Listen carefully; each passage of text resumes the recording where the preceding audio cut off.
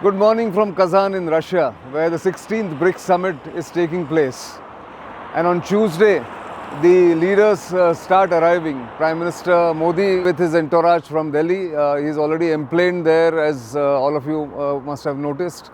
Also, Chinese President Xi Jinping has embarked on his journey to Kazan. And then, of course, President Putin must already be here since he is the host of the 16th BRICS summit. And other nations who are joining, they're all going to be here.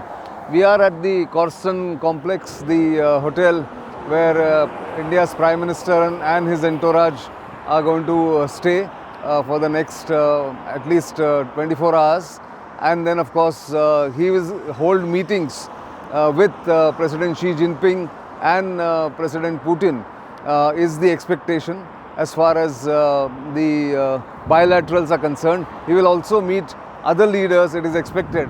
But the focus, understandably, is on the Xi-Modi bilateral meeting, which is likely to take place later this afternoon in Kazan, which could be evening in India. What are the expectations from that meeting? As all of you know, on Monday, India and China, or at least India, announced major disengagement on the line of actual control in Eastern Ladakh, especially the two friction points at Depsang and Depchok, where the status quo, or at least the pre-2020 position, will be restored, is what External Affairs Minister Dr. S. Jaishankar and Foreign Secretary Vikram Misri said that they have already done the disengagement, the two forces. What are the next steps? We have explained it in another video. But what is expected from the Xi Jinping Prime Minister Modi meeting? Let's break it down. I think they haven't had a substantial discussion for almost 3 years now. One brief meeting the two leaders had was in South Africa when the previous BRICS summit took place. But it was just a pull aside for briefly 10 or 15 minutes, which didn't achieve anything. In this meeting, which is likely to be at least 30 to 45 minutes is what we are told, there could be a way forward that will be agreed upon by the two leaders. What could be the way forward between the two countries which are undergoing a very tense period in their relationship?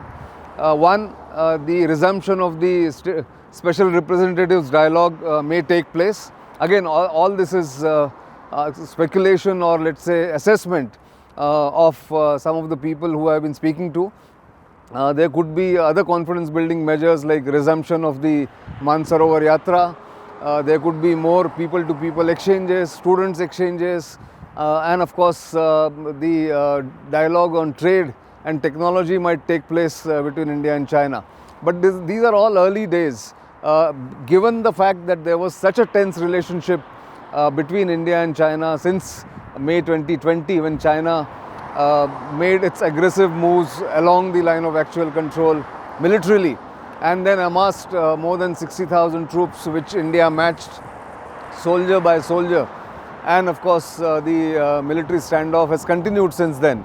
Some disengagement took place earlier in the smaller or in other areas, and now this disengagement has been announced that there will be some sort of disengagement of the troops in those two areas. What are the next steps as far as the military situation is concerned? India demands that there should be de-escalation, which means the forces must go back to their positions which they had in 2020 or pre-2020, and of course then de-induct, go back to their peacetime locations, so that there is no massing of troops against each other or facing each other. These are some of the expectations from this meeting. This will be in the form of a framework for guidance to other interlocutors who will take it down to the nitty-gritty and then sort of pin it down, or come up with framework agreements, confidence building measures, and maybe even standard SOPs, new SOPs or standard operating procedures for patrolling and border management as far as India and China are concerned. That's what I am hoping. With Vashisht Mattoo in Kazan, this is Nitin Gokhale reporting for the Bharat Shakti Group, which includes StratNews Global and Bharat Shakti.